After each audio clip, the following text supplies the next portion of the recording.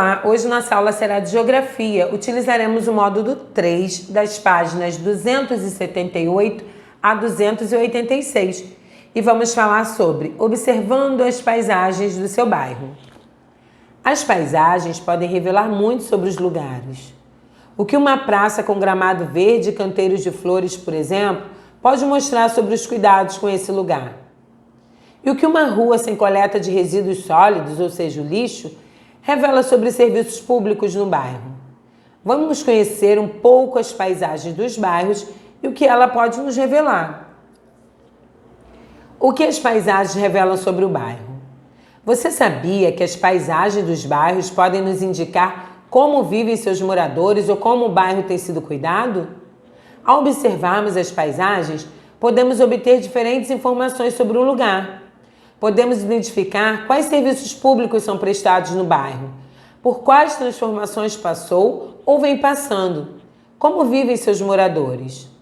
Ao observarmos as paisagens, podemos verificar, por exemplo, se existe ou não infraestrutura, como ruas asfaltadas, iluminação pública, abastecimento de água, coleta de resíduos sólidos, que é o lixo, e rede de esgoto.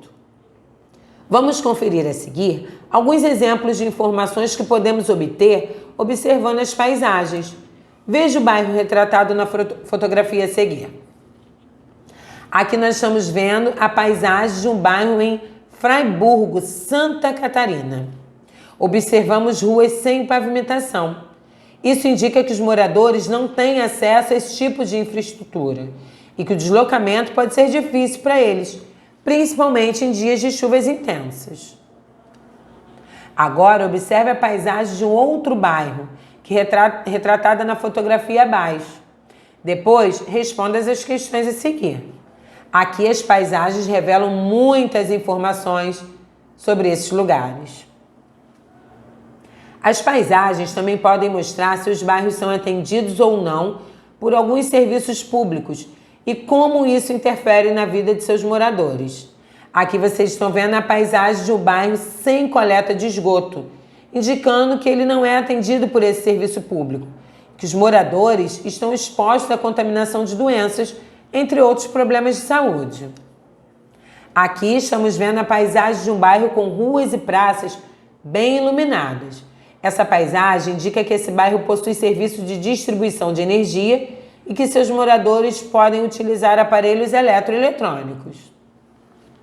Transformações da paisagem. Você já percebeu que as paisagens são transformadas ao longo do tempo?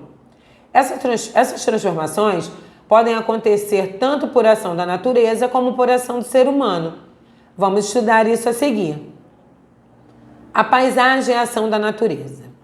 As paisagens podem ser transformadas pela ação de elementos da natureza, como o vento, a luz, o calor do sol, a água da chuva, dos rios e dos mares. Veja a seguir alguns exemplos de como isso acontece. Aqui nós podemos ver a formação rochosa, denominada falésia. É transformada pela ação da água do oceano. Aqui as dunas, que são formas de relevo originadas por grandes porções de areia. Elas são transformadas pela ação dos ventos. A paisagem e a ação do ser humano. O ser humano também transforma as paisagens para atender suas necessidades, como no cultivo de terra para alimentação, construção de estradas e para a circulação de veículos e construção de casas para moradia. Transformações e permanências na paisagem. Ao observar uma paisagem, podemos identificar elementos que trazem informações sobre épocas diferentes, pois muitos deles permanecem na paisagem, enquanto outros são transformados ao longo do tempo. Isso é muito comum em cidades que possuem edificações antigas e em meio às moradias, prédios e outros elementos construídos recentemente. Os elementos mais antigos da paisagem mostram como as construções eram feitas, quais materiais eram utilizados e de que maneira as pessoas usavam cada ambiente. Já os elementos mais recentes sinalizam as necessidades de novas construções, com outras funções e como o modo de construí-las e utilizá-las foi se alterando. Dessa maneira, tanto os elementos antigos como as transformações revelam informações sobre o passado e o presente daquele lugar.